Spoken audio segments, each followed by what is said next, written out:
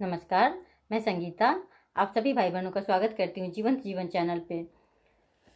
हमारी आदत होती है कि हम लोग हमेशा सामने वालों की अच्छाई को नहीं देखते हैं।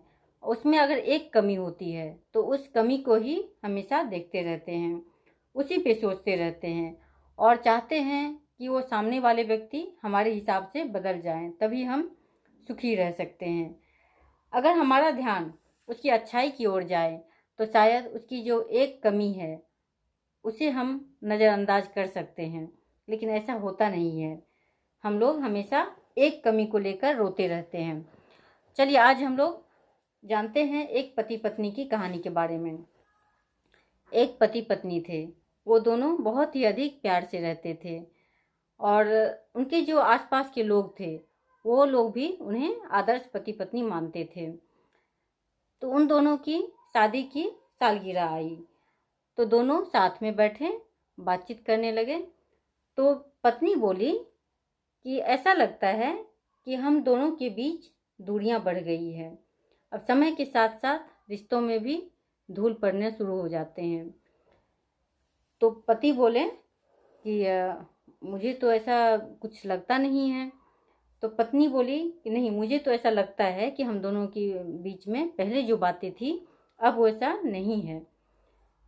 तो क्यों ना हम ऐसा करें कि हम दोनों एक एक डायरी लें और उसमें हम दोनों एक दूसरे की कमी को लिखें।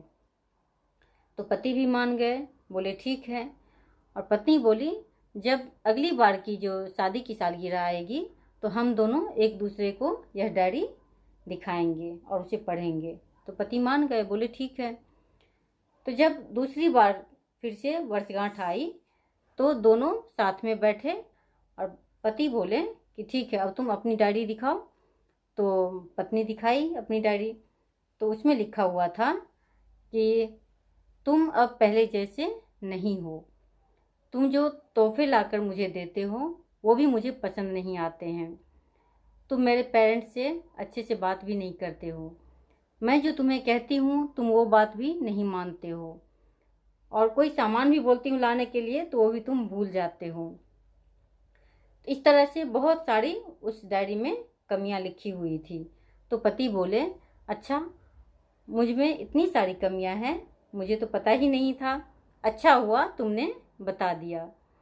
तो अब पत्नी की डायरी की बातें तो पति तो पढ़ लिए, अब पति की बारी थी। अब पति की डायरी पत्नी खोलती है और उसे देखना शुरू करती है।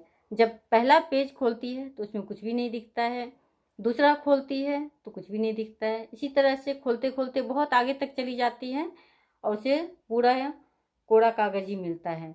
तो फिर से गुस्सा हो जाती है, बोलती है कि तुमको इतना सा काम दिए थे वो भी तुम नहीं किए। तो पति बोलते हैं कि मैंने लिखा तो है लेकिन अंतिम पेज में लिखा है। तो पत्नी फिर से उस डायरी को पलटती है और उसे पढ़ती है। तो उसमें लिखा हुआ था कि तुम अपने माता पिता का घर छोड़कर मेरे घर आई, तुमने हमारे परिवार के लिए इतना त्याग किया, इतना समर्पण किया, मेरे लिए इतना कुछ करती हो, तो तुम्हारी जो इतनी अच्छाई है उसके सामने में मुझे तुम्हारी जो छोटी छोटी कमियां हैं वो नज़र ही नहीं आती है। तो मैं कैसे लिखूं इसे, तुमने इतना प्यार से संवारा है सब चीज़, तो तुम्हारी कमी मैं कैसे लिख सकता हूँ। तो जब वो पत्नी इसे पढ़ती है तो उसकी आंखें भर आती हैं, और कि अगर कमी को लिखा जाए तो कितनी डायरियाँ भर जाएगी पता नहीं, लेकिन अगर अच्छाई लिखने के लिए कहा जाए तो शायद बहुत कम लोग लिख पाते हैं इसे। तो क्यों ना हम किसी की भी अच्छाई को लिखें, अच्छाई को ही हम समझें, बुराई की ओर हमारा ध्यान ही ना जाए। तो इस तरह से हमें भी अपने जीवन में हर किसी के अच्छाई को अपनानी चाहिए, ना कि बुराई को, उसकी कमी को बार बार याद करके रोना चाहिए, उससे दुखी होना चाहिए। कमी किस व्यक्ति में नहीं है, हर किसी में है, कोई भी व्यक्ति पूर्ण नहीं हो सकता है। तो आज का टॉपिक बस इतना ही था। धन्यवाद।